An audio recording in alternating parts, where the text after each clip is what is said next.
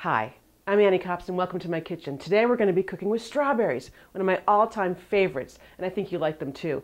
We're going to be making a very simple strawberry preserve just with lemons, sugar, and strawberries.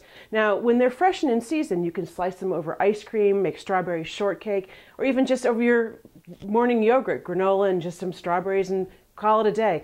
But in the middle of January, when you really want to remember what summer felt like, that warm air on your skin, you're going to want to have these preserves. Again, super easy. Strawberries, lemon, and some sugar. We're going to start with 2 pounds of strawberries that I've cut up, and I'll show you those in a second, and just the juice of 2 lemons. And remember, the way to get the juice out of a lemon is just to roll it a little bit, or you can pop it into your microwave for, 20 seconds. And what that does is it breaks down the membranes so that juice can just come right out.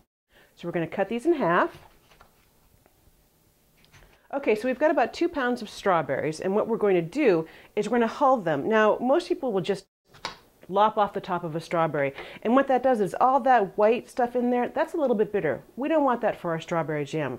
What we want is to dig in and twist, and then that way we're just getting the best parts of the strawberry. Then we want to slice it up, because really no one wants a big hunk of strawberry staring up at them from their slice of morning toast, into bite-sized pieces.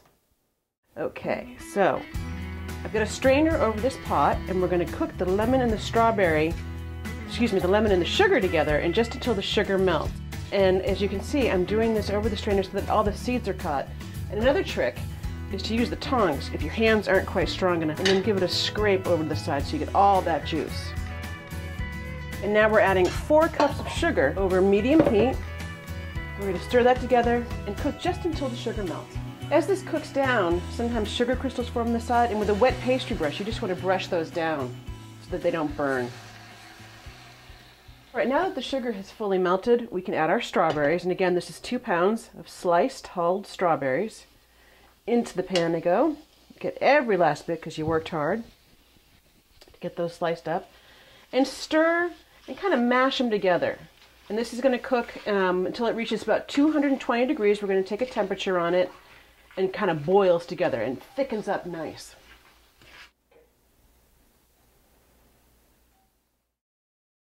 Okay, so there you have it. Now we're just going to put them in some glass jars. And I find that a wide mouth funnel is really helpful in this process. And you want to use pristinely clean glass jars for this. Here we go. Scoop her out. And right into the jar. Now that'll settle a bit, but you want to leave about 1/2 inch of space on the top, which it doesn't look like it's in there, but really they will settle down a bit. Now you could seal these and let them cool and keep them in your refrigerator because you're going to gobble it right up. But if you want it to last for a really long time, you could seal these extremely tightly, put them in a 15-minute hot water, boiling hot water bath, and then let them cool, and then when the lids pop, you know you have a perfect seal, and you can have these on your shelf unrefrigerated for a year. Okay, we want to make sure that we have a good seal on them, and because these are hot jars and we want to make sure that everything's nice and tight, I have found that dishwashing gloves are a great way to seal it up tight without getting things dirty. Your hands, the lids, the jars, because again, these are pristinely clean and stuck together.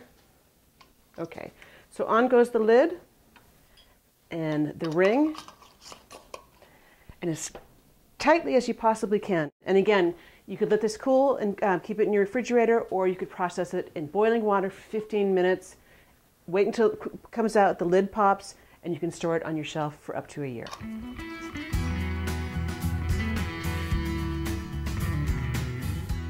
Preserving the summer bounty couldn't be easier.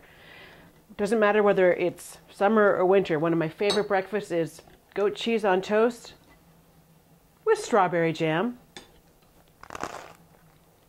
Oh, that's really good. For this recipe, tips on preserving and canning, and a whole lot more, visit us at yankeemagazine.com.